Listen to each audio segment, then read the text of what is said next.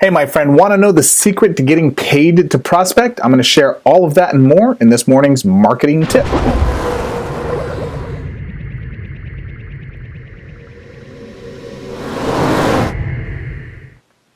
Hey, my friend, this is Greg Gomez III, founder, CEO, FastStartMarketer.com. And in this little short video, I'm going to do something a little bit different than I normally do. I'm actually going to give you a little artistic demonstration of what what an info product is, and literally how you can use the power of an info product to get paid to prospect people into your business. This is an interesting philosophy.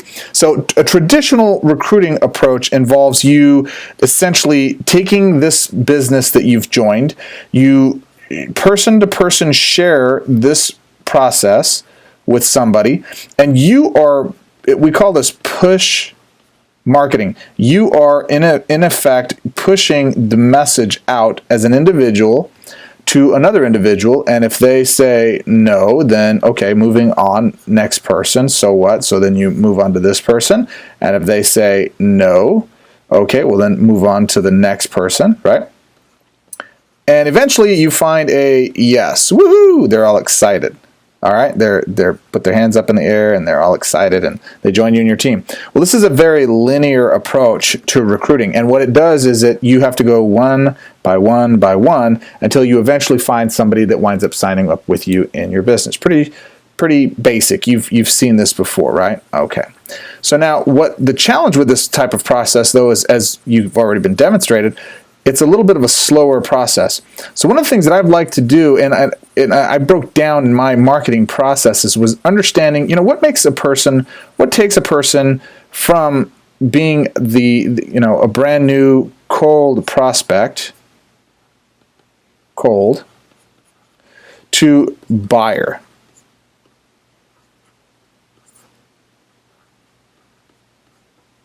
With cold hard cash in hand. Now, some people know that I was going to be a comic book artist when I was younger. And some of you are probably thinking, really? Now I know why you became a marketer, right? Et cetera, et cetera. Okay, so this is the buyer. This is someone that actually joins you in your team and becomes a productive person in your business and helps you make even more moolah, right? All right, so how does a person go from here, which let's put it on a scale of 1 to 10 as a 1, all the way to somebody who's a scale of a 10? Well, what I've done over the years is I found that there's certain steps that a person needs to go through. I'm not going to go through all of them here, but essentially it takes them from completely ignoring you to getting their attention, to getting them interested,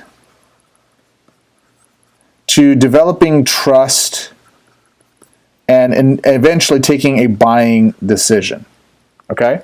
And there's trust, and then there's ability, and there's all kinds of different things that go through. It's like a 7-step process that they have to go through. But the core of it is you got to get their you got to get their attention, you got to get them interested, you've got to earn their trust, basically develop some type of rapport and trust, and then eventually, if the value is correct, they'll jump to a 10. Now, what has to happen is typically you prospect. And in this prospecting call, the purpose of prospecting is to reach out and to frame an offer, to identify wants or needs, assess an interest, and then put them in front of your next step, which is typically some type of presentation, a hotel meeting, house party, three-way call, whatever that information is. This is the selling information process. This can even be belly-to-belly sales. Okay, you can present what I call a front-to-back presentation. You prospect them, you go through all of the selling yourself one-to-one, and then in the end you collect a decision and they say yay or nay, right? So this is the objection handling. They give you some objections. Sorry for that, that's a little out there. And as a result of dealing with those objections, you wind up overcoming their concerns, their misunderstandings, whatever it is, and as a result, you wind up getting somebody that comes in to buy. Okay, what's the dream as a network marketer? As someone who's working a home-based business, we don't really want to mess around with people that aren't already truly committed into what it is we have to offer. I hear it all the time. Greg, where do I find prospects who are already interested in what it is I have to offer before I pick up the phone to talk to them? I don't want to mess with tire kickers. I want to find the right people that are interested in getting started right away. How do I find those, right? Well, there is a way to find those folks. And what has to happen is you have to educate, and you have to basically earn trust along the way before someone will make a buying decision. So that's essentially what prospecting and presenting and objection handling, that's all educating and then eventually earning trust enough that they're going to be willing to part with their hard-earned money. Now understand, not all sales transactions are created equal. Some people are willing to pay you big money. Others are willing to pay just a little bit of money because of how much trust and rapport you've built. Well, once you've really dialed in your understanding of how to educate and you know how to build enough trust, you can automate this process. And I want to introduce you into an info product. You see, over the course of my career, I've made over 1 million soliciting phone calls. And what's happened as a result of this is I've had a chance to be able to speak to a lot of people, over 1 million people. And as a result of that, I hear not only their issue, it could be a money issue, it could be I don't have the time, it could be I don't have interest. I'm not interested in what it is you're offering or how you're offering it. So I learned how to basically take a product and frame it in such a way so that I could make it the most appealing to a certain type of person. I asked questions to identify the biggest needs, issues, thought processes, what people like, what they don't like, what they're looking for in an offer. And lo and behold, what I wound up finding is there was a specific, 3 to 5 typical questions that people would ask. There were 2 to 3 common misunderstandings about a particular subject matter, and there was typically anywhere between 2 to 3 offers that would ideally match what that market was looking for. And when I figured out what those questions were to be, what right questions I needed to ask in order to identify the common issues and then presented the perfect offer, what wound up happening is my conversion percentage would go through the roof, which means I made more money. So what does that have to do with an info product, Greg? Great question. Here's what it does. I then took that information that I gathered, the most common material, commonly asked questions, the most common mindset issues, and learned what was, after hindsight, after I talked with folks, I'd always ask them, why did you buy? What was the number one thing that got your attention about this? And I'd figure out what the biggest attention-getting factors were, and I figured out which ones were the best, and I created an info product. A little video report, or it could be a written report,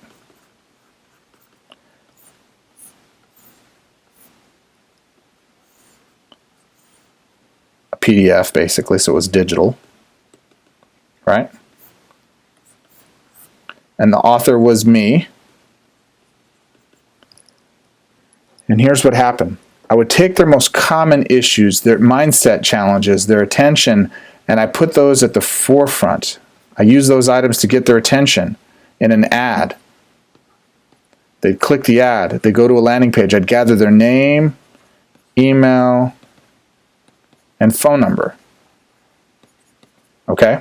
So I had a lead. This is a lead.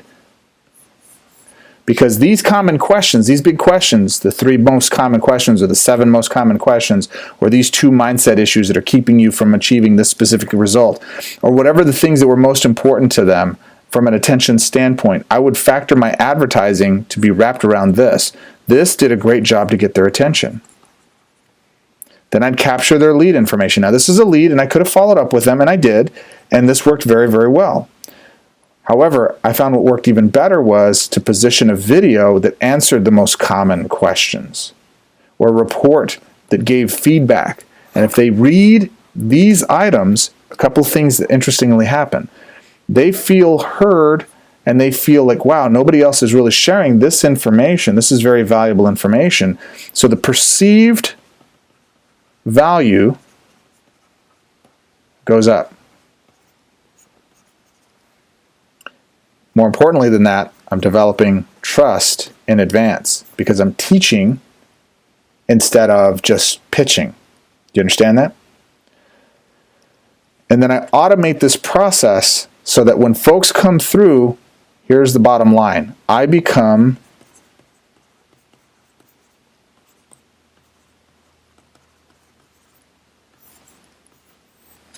right? So now I call these folks who've gone through this process, and there's systems that show you what they've read and how far they've gone and how much of the video they've seen, etc. So then I go back to this lead information, and I even give them the opportunity after they've read this to request a call. These people were about 20% of what these people were. So I'd get 100 leads a day, let's say, with name, email, phone number, but 20% of them would read through this information, and then they'd request a call. Who do you think was a better qualified lead to talk to? Who was the right person to talk to, right? Use a thinner pen here. This is why info products are so powerful. They pre-frame a person to your ideas, to your information, and they essentially set you up as a trusted advisor, as an expert on the subject. But it gets even better. Greg, you said these people pay you in advance, correct? Then I offered, after talking with them enough, I actually created an info product that I could sell, not just a report, but one that I could actually sell that details 7 steps to achieve a specific result, right? In my case, I used one of them, which was the MLM business blueprint. And this thing has generated over $2 million in sales. In fact, it's responsible for over $10 million in sales as a result of this, right? But this is strictly from the $37 product that we have. But in addition to that, upsells and additional back-end sales, all of these things, these are people paying in advance to get my information. So my question to you is this, my friend. Would you like to have a product like this that frames you, your offer, your business opportunity, your product, your service, so that these folks are actually not only interested in hearing more about what you have to say, they're excited to be able to talk to you about your product or service, and some of them, even in this case, about 10% of those folks that we talk to are willing to pay you in advance for you to prospect them. If you're interested in that, it's very simple, my friend. Actually, let's use a bigger pen here. It's very simple. Register below for the webinar that we're going to be hosting. It's live. Let's actually do this. Webinar registration. All right, down below. And in doing that, what I will do is on Thursday, I'm going to show you how to research. Show you how to research what product you should do, the exact templates. Well, I can't spell today. I didn't pay my English bill, apparently. Templates that I use, and simple templates that you can use in order to generate this information. Even neater, there's free stuff you can use on Facebook right now that we've had some of our students using, and they're very powerful, that will have people tell you exactly how to frame the offer. I'll walk you through exactly how to do it, though. And in addition to that, I'll actually be building live funnels for you. So if you show up live, I'll actually build a funnel for you, for your company.